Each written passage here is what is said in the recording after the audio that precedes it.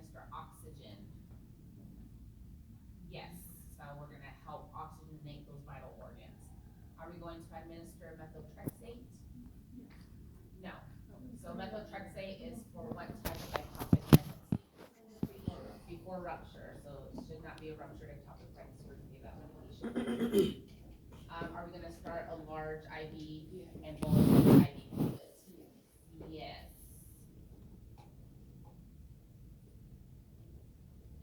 Any questions on ectopic pregnancy? We already got the main points of what you need to know. So methotrexate is used for what type of ectopic?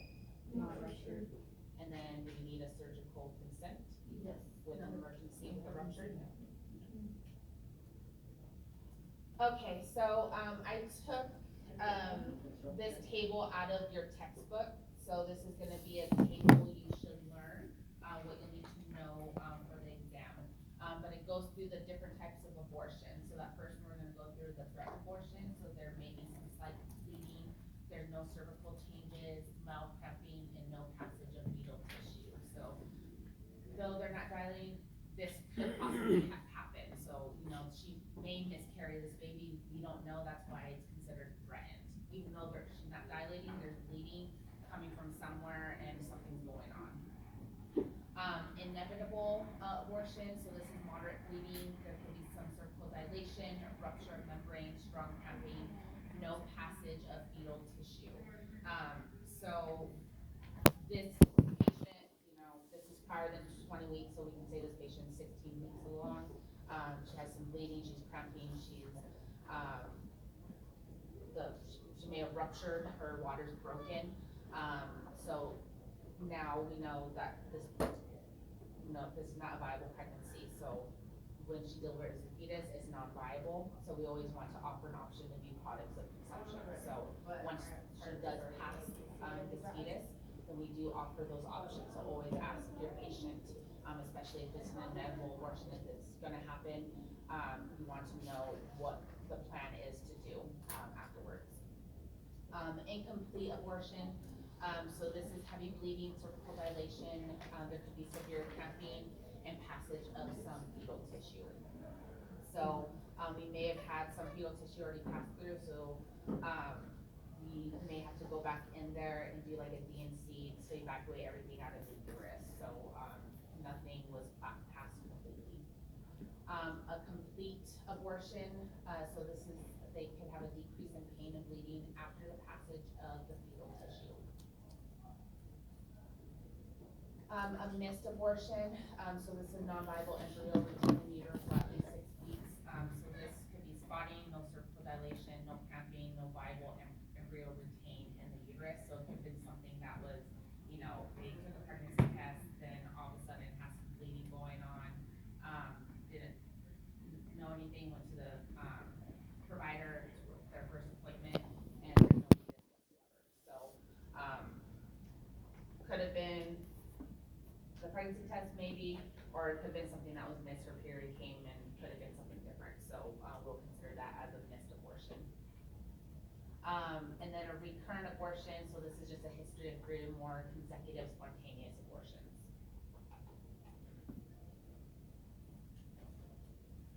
Plan of care after loss of pregnancy, so we of course just want to keep providing support for pregnancy loss.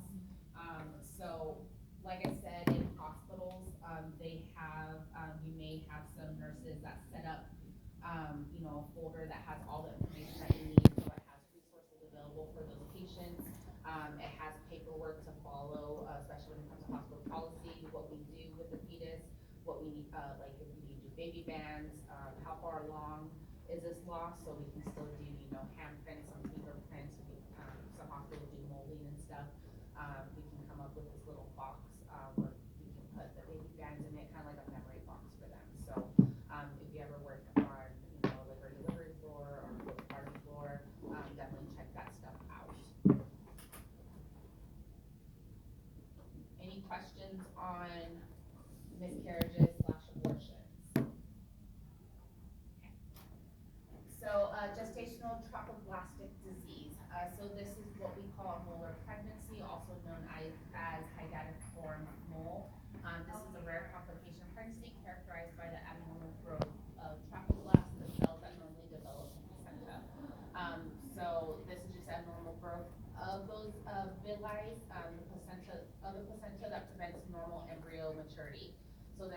next we're gonna go over, there's gonna be partial, which has embryonic tissue present, and then complete, which has embryonic tissue absent. And this can also lead to gestational trophoblastic disease, and then choriocarcinoma, which is a type of uterine cancer. This is very rare, doesn't happen very common. I have not come across in the almost 5 years I've been in labor delivery, but you may see it. You guys are out there in clinical, or if you decide to work on it. The cause, there's not an exact cause of the molar pregnancy. They're continuing to research. There's a tendency that it affects older women more than younger women, but there's no known cause for it. And then this is kind of, this is a complete hydatiform mole, so this also comes from your textbook. Your textbook is a great place for visual pictures, so definitely go look at your textbook for one other stuff, so you can kind of check things out visually. To your left, you wanna knock the lights down real quick. To the left, this is gonna be the hydatiform mole, where it has those vesicles on it. And then to your right is your normal placenta. So these are both placentas. Your right's gonna be a normal placenta, and then that's gonna be your molar pregnancy. So it gets on the placenta, not on the fetus? It depends if there is a fetus, if it's a partial or complete. So this just has to do with the placenta, where they're getting all the genetic information from. So that first picture was that the placenta as well? That's going to be the uterus, inside is the placenta.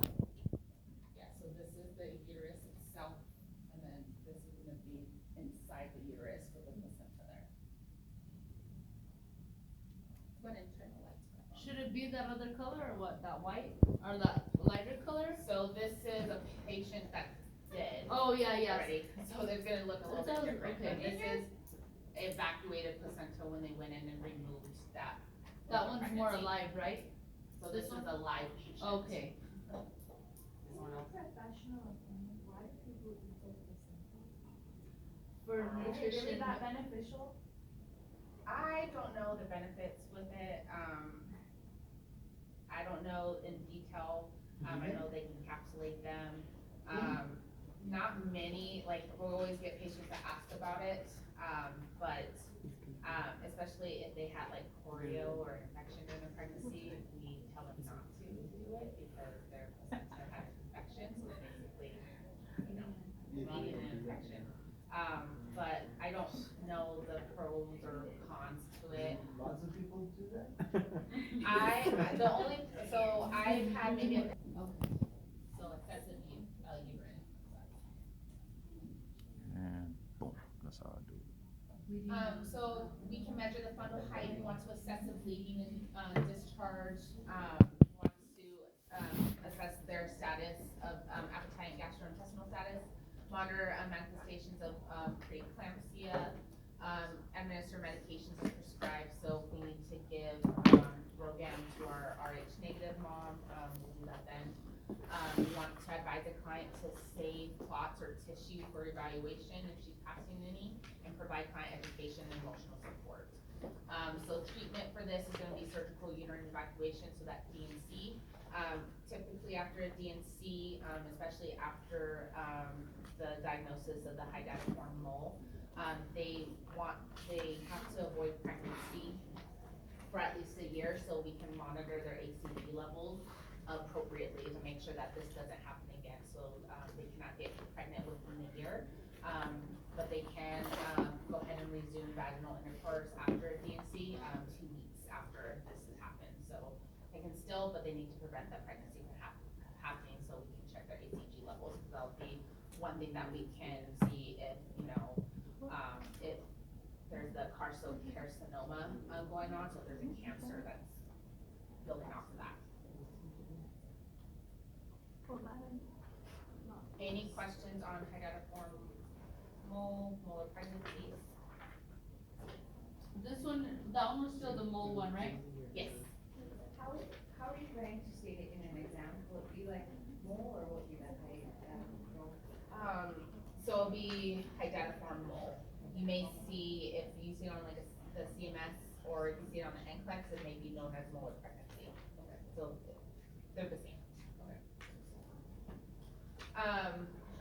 we're gonna go into our placenta previa and our placental abruption.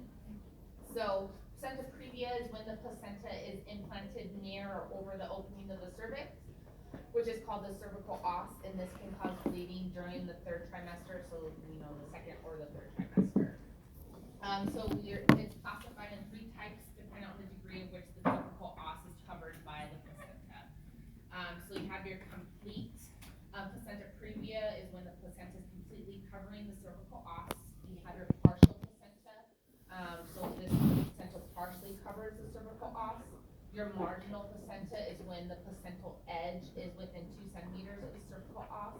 And then the low-lying placenta is probably the most popular one if you guys heard or gone through that. That's taught on early in pregnancy, but this is when the placenta is implanted on the lower uterus near the cervical os, so within 2 to 3.5 centimeters from it.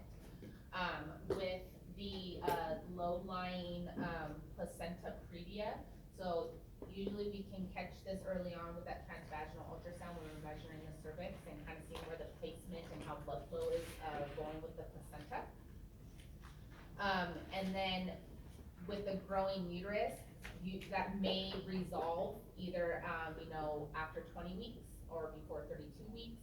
It just kind of depends. So sometimes with the low-lying placenta, it can resolve itself, the bigger that the uterus grows, and that the placenta will kind of move away from the cervical opening. So there is a chance that they can have a vaginal delivery as long as this placenta previa has been resolved and it's been recorded by the provider, and looked at by the ultrasound. So you said for the low lining and the placenta previa, both of those, cause there's a picture A and B, both of those can move? So low-lying placenta previa, so still placenta previa, but just the way that the placenta is where it's at. But can they both move? What do you mean both?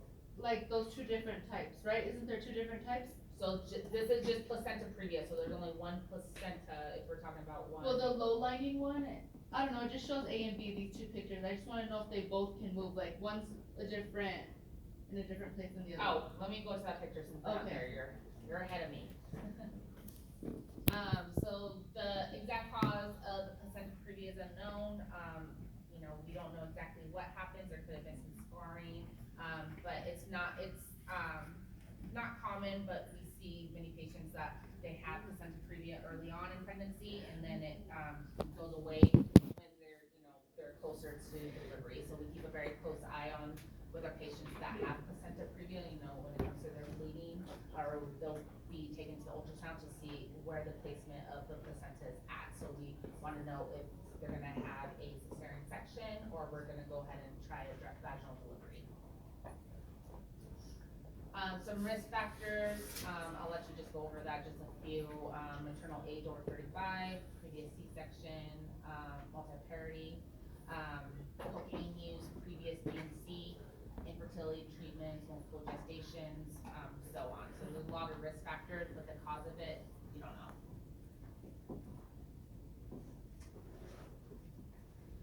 So low lying, so your A, so this is your low lying, it's still called a placenta previa. So with our low lying, you have your placenta over here off to the side is where your placenta is at. And then this is where you have your cervical os where it's open. So there's nothing covering that, the cervix there. You have your placenta that covers the internal os, so this is gonna be your complete placenta previa. So this is where the placenta is covering the cervical os completely. So it may cause that bleeding. So with the placenta previa, we cannot do any kind of vaginal delivery. It's an automatic C-section, scheduled C-section. Our low lying, like I said, it could resolve itself. Okay, so that one can't? This one No. can't, no. So with the low lying placenta, because of the growing uterus, it can resolve itself. By the feet. So the placenta is usually, on the outside or up on top. Okay. These are still viable pregnancies? They're still viable pregnancies, yes. They're just considered high risk, so they have to make sure that we monitor, especially when they start bleeding. They need any kind of vaginal bleeding in pregnancy, they need to come to the hospital right away. but these are our higher risk patients. So expected findings, so you'll need to know the difference between when we go over placental eruption and placenta previa when it comes to bleeding. So with placenta previa, the patient's gonna be experiencing painless, bright red bleeding. This could happen during the second half of pregnancy. The uterus is soft and relaxed, so they don't have to be contracting at all. Their fundal height could be greater than usually expected for gestational age.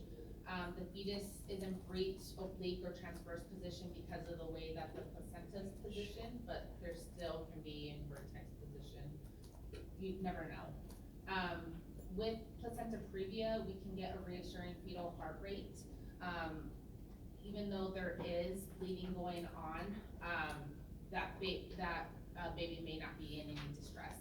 Vital signs are usually within normal limits, and then decreasing urinary output, which can be a better indicator of blood loss.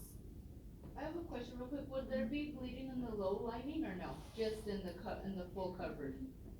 What do you mean the full? Because, in the placenta internal coverage, the one that you said is not reversible? The placenta previa? Yeah, what we're talking, the placenta covers internal OS, that one. The one that's non-reversible, is there only gonna be bleeding in that one, or will there? It can be, so anything that's placenta previa can have any type of Low, bleeding. so the low lining That can, can have bleeding as well. okay, that's all. So just remember, placenta previa, no matter what type of placenta previa, is still placenta previa. You still have to monitor, especially when they come in for bleeding. You need to know exactly where this placenta is sitting. Okay. That makes sense. So lab and diagnostic testing, so we want to get an ultrasound to diagnose the placenta previa. So we want to know where this placenta is lying. Is this the cause of the bleeding?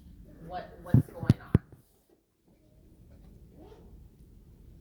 So with nursing care, we want to assess for bleeding, leakage, or contractions, assess fundal height.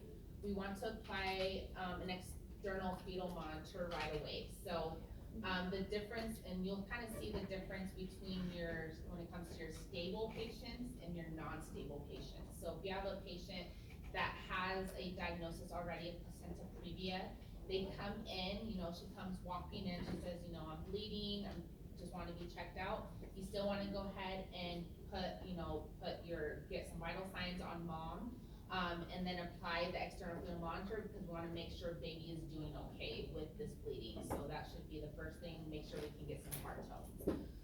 We want to refrain from performing those vaginal exams because that can exacerbate the bleeding. So anytime you have a patient that comes in with vaginal bleeding, do not check your patients, call your provider immediately. They need to come check that patient.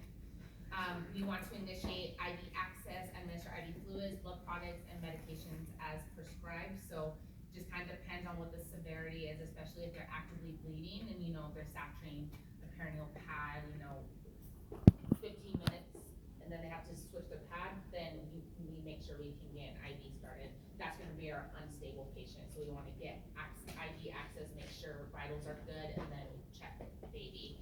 So if you have a patient that comes in, on a stretcher, her vitals are 80 over 50, her heart rate's like 150, and she's completely pale, and you see blood dripping. Are we gonna check if baby's okay first, or do we wanna start an IV? Start an IV, and then we can get her on the monitor. So know when you're gonna do things. So what's stable, what's not stable. If they have placenta previa and they're not bleeding, would we check them down there? No. So No matter if what. they have placenta previa, we're not doing any kind of checks because we can we can start the bleeding just by doing that. So usually the patients are pretty good, especially if we don't have any information on them to say, hey, I just want to let you know that I have placenta previa, but sometimes we don't know what's going on, and sometimes the bloody show just depends, especially if they are saying, I need to have a bowel movement, I need a poop, I think I'm gonna have this baby. Then you may just check your patient real quick, just because we need to know, is she gonna deliver this baby, like what's going on. If mom's in active labor, then you can check, yeah. Especially when she says, she can be screaming, but we still need to check if there's bleeding going on. We're already calling, our provider, or if our provider's not, if they're usually on the floor anyway, and they can just come and assess assess the patient themselves, and usually they'll just go and check the patient. But yeah, just use your nurse's judgment, especially if there's no one else around and she's like, I'm about to push.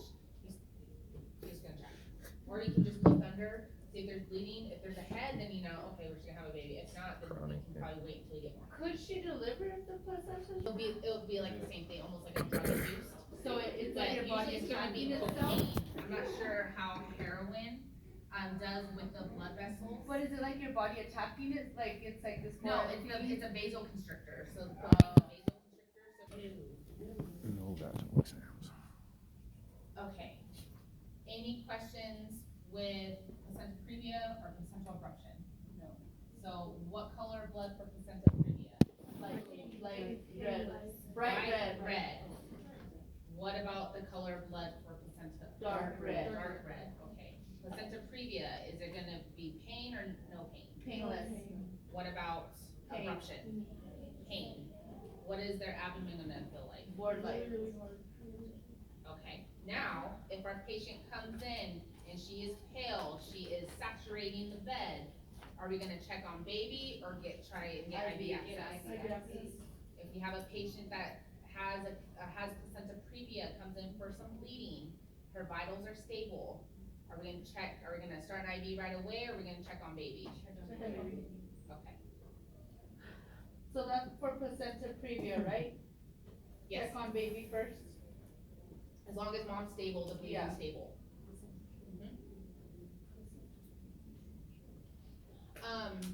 I wasn't gonna go too much into the vasa previa. You may not see, you may see it, I guess, on the CMS. You won't have it on, any of the exams that I have, but this is just a condition when the, fetal umbilical vessels implant into the fetal membranes rather than the placenta. So when the, vessels from the placenta are on the fetal membrane, kind of where that sac, the amniotic sac of the baby, those vessels are on the inside of that sac. So, when that happens, there can be an increased risk of, those blood vessels bursting and causing a hemorrhage. So that can cause some bleeding as well, but usually that is detected early on, but just something to know. So, this occurs when the exposed blood vessels from the umbilical cord connects to the fetus and travel close to the cervix. The umbilical cord inserts into the placenta, which keeps the blood vessels safe from twisting or breaking. The vasa previa, not only are these blood vessels exposed, but they are part of the birth canal that's vulnerable to the pressure during childbirth. So, just kind of a quick picture. You want to turn that light on real They're quick? still able to get nutrients? Yeah, but wait, so you see how these blood vessels, so these blood vessels are essentially kinda like this. on the placenta. So we have the blood vessels on the amniotic sac, which is that, that stretchy lining that baby is in.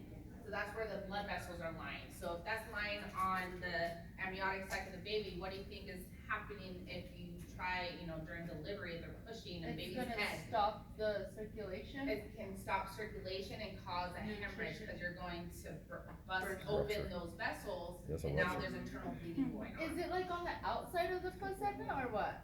This, Like- so the placenta, so this is the sac. Yeah, So this yeah. is the amniotic sac, so My everything is placenta's within so the vessels that attach to the placenta, so we have the umbilical cord that's from the placenta to the baby. So with part of those vessels that's going to baby, it's going, the placenta is sitting in the sac, so. That's it at the bottom, right? Isn't it in there? Is So the this is, placenta? yeah, so the placenta's there in the sac, so this is a whole sac. Yeah, yeah. And they're supposed to be on the outside, not And the they're supposed inside? to be on the outside. Okay, that's what we're trying to figure out. You understood? I'm like, Okay, sorry. I was like, well, I understand, And you but can where turn is the it lights supposed on to go? yeah, so they're supposed to be Yeah, outside. it's like out here. I kinda like that. Yeah, I think I'm like. And then, Yeah. these are just different, places on where the cord is inserted, so the most popular one, so your central is where the umbilical cord comes from the placenta itself, in the center, And then, the marginal cord kind of sits on the side of the placenta is where the umbilical cord is at, so you may see, I see this one more often, than other ones with a marginal cord insertion, could be like their diagnosis, and they induce them, typically at 37 or 38 weeks. Let me just go back to here. So with a marginal cord insertion, the umbilical cord attaches at the edge of the placenta instead of the center, so it's less secure.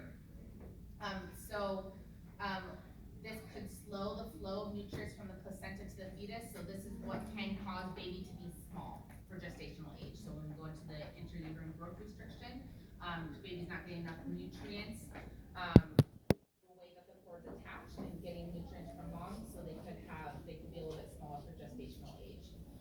This could also lead to a decelerated fetal heart rate during labor, and it's important to note that most pregnancies with marginal cord insertion will have a normal outcome. So just because the cord is inserted, we keep a very close eye on how baby's doing, especially with our babies that are IUGR. We induce them typically at 37 to 38 weeks once baby's more term. Just because it's bigger and it has more of a chance of cutting off that circulation, or why? Yes, so there's not enough nutrients, so at any point, Like it's getting more suffocated and put, I mean, like those well, cords? causing that vasoconstriction to happen, and not getting oxygen enough, especially during labor, especially when that uterus is contracting, then it's cutting off some oxygen supply. And that's where you'll see the fetal heart rate where, and we'll go into this in a couple of weeks, but your baby's baseline is like 130 beats per minute, then all of a sudden, during a contraction, it's going down all the way to, like 90. And that's because it's cutting that It's circulation. cutting the circulation off. And then is that when we like position mom in a different? Look at that, see, you guys are already ready for the next section. Okay, so just assessment, the goal, is to deliver before the rupture of membranes, especially with the way that the vessels are, in the amniotic sac. And then usually if they are diagnosed with the vasoprevia, they usually have a, induction or even a cesarean section at 34 to 37 weeks, just depends on the severity of it, okay? Like I said, you're not gonna have that on my exam, but you may see it. Don't know what kind of information it would ask you, but, this isn't very common, the vasoprevia. So placenta previa is what you'll need to know in placental abruption. Any questions on any